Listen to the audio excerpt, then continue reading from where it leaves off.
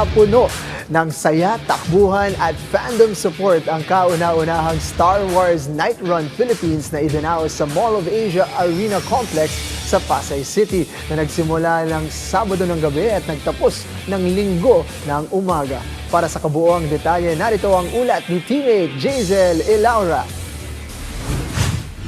Dinagsa ng libu-libong Star Wars fans ang kauna-unahang Star Wars Night Run Philippines na ginanap sa Pasay City nitong nagdaang weekend. Napuno ang mga kalsada ng mga runners at taga-suporta ng naturang movie franchise. Dala-dala ang kanilang lightsabers at pangmalakasang costume. Tampok sa event ang 3km, 5km at 10km run na sinalihan ng iba't ibang running enthusiast mula sa beginners hanggang sa mga veterano na pawang tagahanga rin ng nasabing franchise. Namuna sa 10km run female category si Jessa May Roda na nagtapos sa oras na 38 minutes at 54 seconds. Ibinahagi niyang hindi niya inaasahan ang kanyang panalo lalo na't nanggaling pa siya sa lagnat. Ngunit naging memorable pa rin para sa kanya ang buong experience. Ang masasabi ko lang po is masaya and ayun, first time ko pong tumakbo ng gabi, midnight mo, gano'n. Nakakatuwa po kasi ang daming sumali. Masaya po. Actually, hindi ko po in-expect kasi ilagnat po ako bago maglaro dito. 3 days po. Tapos yun, akala ko po hindi na ako magpo-podium kasi yun nga po yung katawan ko is parang hindi po kondisyon, ganun. Pero ayun po, nag-podium po ako kaya masaya pa. Ibinahagi rin ni Mary J. Pagayon, top runner sa 5km run na nagtapos sa oras na 18 minutes at 30 seconds na kahit wala siyang tulog dahil sa overnight schedule ng event, naging positibo pa rin ang kanyang karanasan sa takbuhan. Syempre, antok, tsaka yun talaga, antok. Kasi pag mag-fun run kami, maga, kaya yun. Yun kaya, kalaban namin, tapos parang in-enjoy na lang namin, ganito. First time ko din to. Sali ng parang fun run na. Samantalang nagbahagi rin ng kanyang karanasan si Roy Laude, top runner sa 10km male category na nagtapos sa oras na 38 minutes at 48 seconds. Inamin niyang hindi sapat ang kanyang preparasyon. To be honest, naninibago ako kasi hindi ganito yung fun run na nasasalihan ko. And then, pagod ako sa maghapon, wala din ako tulog.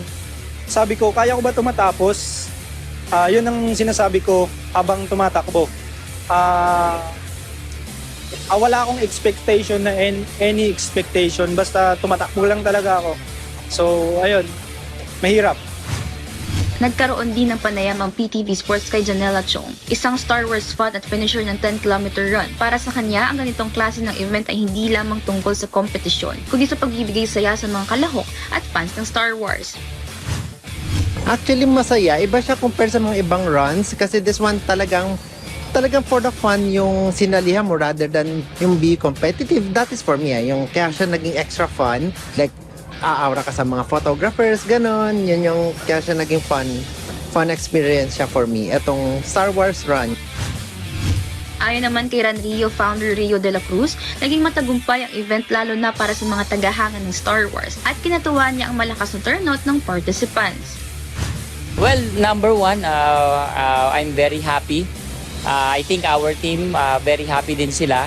And yung kanilang pagod, tsaka yung puyat and worth it talaga. No? This is our first time organizing Star Wars Night Run here in the Philippines. But very exciting because yung reception ng mga runners, nag-enjoy sila. And nag-stay sila for a longer time. Even though we are already finished, they are actually staying, no? Taking pictures, meeting some people, meeting new runners. And nakakatuwa kasi marami tayong na-encourage sa mga first-time runners. Ito yung mga fans ng Star Wars na gusto talaga nilang maging part nito. So, I hope na ito yung parang first journey nila na papasok sa running. So, sana makontinue nila yung interest nila. And huwag sila mag-alala kasi for next year, we actually preparing for Star Wars Night Run. So, it's a 50th anniversary next year. So, I just got the go signal to announce it. So paghandaan namin yan and para mas maganda pa yung experience ng mga runners natin for next year. And then sa mga first time na sumali ngayon, at least meron silang ilulook forward ulit. And happy naman kasi wala tayong major incident or medical incident. And happy yung mga runners, ang dami nilang lifesavers bago mag-start. So nakakatuwa, mayroon pang mga nag-costume. So this is kinda different from what we normally organize, no? Binigyang diin din niya na may mga paparating pang running events ng Ranrio ngayong taon na tiyak na aabangan ng running community. And of course, looking forward, meron tayo pang mga Disney races this year, no? So yung Spider-Man, yes, yun yung next natin. And then yung Marvel Run, but we will be replacing that for our Disney Run. And then yung aming Avengers Doomsday Run for this year. Jazel Elauria para sa Atletang Pilipino para sa Bagong Pilipinas.